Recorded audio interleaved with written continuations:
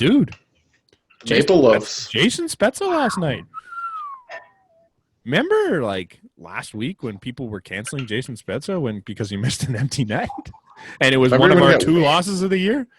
Remember when he got waived? Yeah. That one made – see, so everyone got all worked up about waiving Jason Spezza, and they're still talking about it now.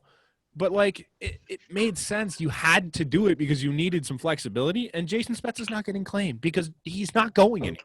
He's got immunity. He's got old man immunity, okay? Yeah. You know when you're at like a retirement stage, you got 2 years left, and it doesn't matter because you're like, you know what, I could leave now. That's cool. You'd be stupid to disrespect the team by picking someone up like that. Like, they're waiving him so you can have that roster flexibility. It had nothing to do with the play of Jason Spezza. He played that night. Like, it's one of those things where they probably talked to him, been like, hey, here's the deal. Are you cool with this? And clearly he was. He hasn't said a peep. And, like, he doesn't care that he's sitting every now and then because he likes the rest. He's 40 years old, man. Like, you need some games off. And, like, when they sat him the other day, it's so he can go out and do shit like he did last night. And the performance he put on last night, I think Mitch Marner and Auston Matthews both said it best. That was vintage Jason Spezza. Oh, he proved why he showed everybody why he was the second overall pick in 01, right? Like, still, he came back at this point in his career, he's still doing it. Yeah, no, and he's also a guy who came in at the tail end of the Babcock era where he didn't play right away, which is like a shock to him because he was brought in to be that third or fourth line center guy, and then he was a healthy scratch at the beginning. That was such a joke. And and then Mike Babcock look now.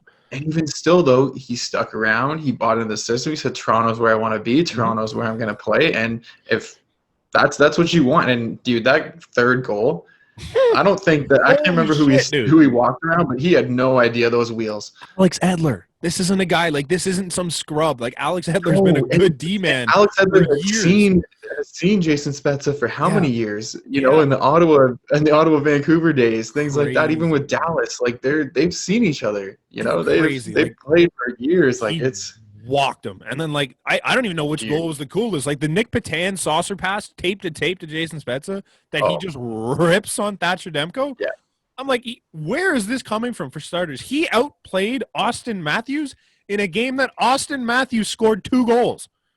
Oh, I know. I think I looked when I first looked. It was like 4 something, and I looked. It was like Jason Spezza, Auston Matthews, Jason Spezza, Auston Matthews. It was just. Man. I was like, okay, who's first to the hat trick? And then I looked this morning. A man on the mission, like he was just beast mode taking over, and Jason Spezza was better than him. Like he have goals in 6 straight games. See, Matthews. Yeah, that's insane, dude. Auston Matthews is on an absolute heater right now. Like these are just goalies he likes to play against, and you can see it. Like he's gonna go against either Holtby or Demko again tomorrow. He is making his case for MVP this year. Yeah, like he is making his case to be. No, it's gonna be tough. It's gonna be tough because I understand it's gonna be tough, right? Because you have 4 stars who could easily take the title at any year. You know what I mean? There's 4 stars on this team who are capable of taking that title, but he is just. I feel like he wants to make that statement that he is. Sure. Like I know he doesn't even lead. He's not even top 2 on the team in points because he's behind Marner and Nylander. But his goal ability, his two-way ability, his big game, like big moment ability, it's all there. Yeah, man, he looks incredible, and I would agree with you on most teams that he would be the Hart Trophy winner. Right. Or a candidate, at least. Maybe not the winner, but he'd be a candidate. But if I'm going to use the argument against McDavid and Draisaitl that they have each other, I can't look at Matthews and be like, oh, yeah, he's the reason this team wins because, like, they have 3 other guys. Like, it's all 4 of them look really good right now. Like when they get on the power play together, it's unstoppable. Yeah, man. Mitch Marner is first in points in the league where it doesn't concern McDavid and Draisaitl. If you count the rest of the league, he's first in points. Because like he's just dominant, and then there's the other 2 that are in a league of their own, and they're just ridiculous. Yeah, but they don't have the first same in the rest of the stats. league.